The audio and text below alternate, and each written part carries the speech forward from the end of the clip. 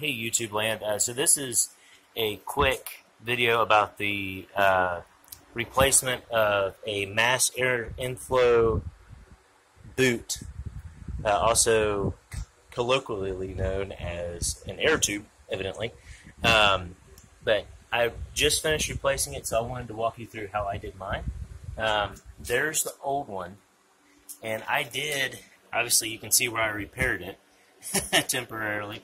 And there was actually another area of failure that I did not see.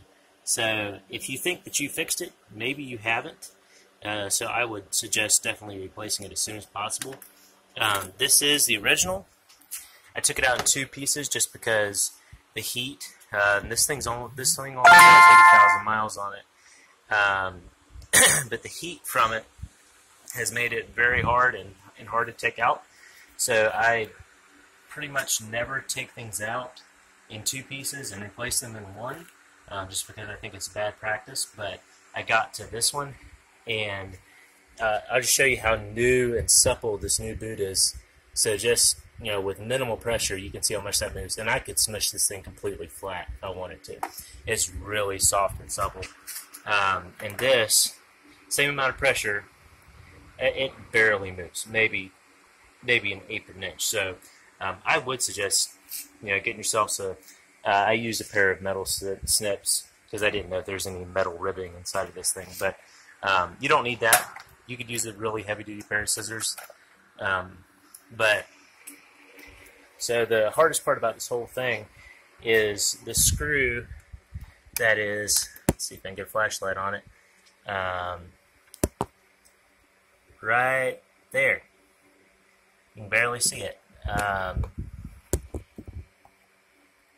there, you can barely see the barrel of it.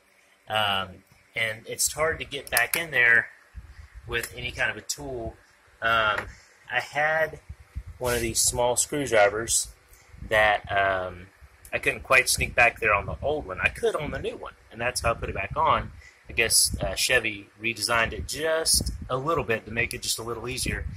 So what I did was I took this ratchet, and it's an 8mm socket for these guys, and essentially I snuck it back around the tube and was able to put the socket on it.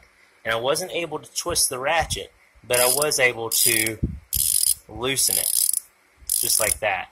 And Cobalt also has this jipping on the barrels of their extensions. And having a small extension like this kind of gets you out away from it. It's the only direction in which you have extra room, but it gives you enough room to put your fingers on it and move it. I know some extensions also have a cutout for a wrench. I tried my wrenches. It is an 8mm, not a 10mm. I didn't know which one it was when I first started, and I tried using these little gear ends, but they are actually too big to fit on there, and I couldn't even get the open-ended on it in a productive manner. So let me try to sneak this back around there just so I can show you exactly what I did. It wasn't pretty, I'll tell you that.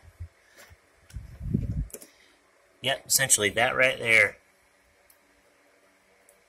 That's what I did. And then you don't have enough room to turn the handle like you normally would, but you have enough room to reach down there, and I could do it if I wasn't running a camera with my left hand. But you can sneak down in there and spin the barrel and loosen that back up. So I didn't really find another video on YouTube that was helpful, so I thought I'd make one. Hope this helps you in your endeavors. This is really a sucky design, to be honest, and Chevy should be absolutely ashamed of themselves. Evidently, they outsourced all their engineering, too. I don't think I'm going to buy another Chevy. So, bye.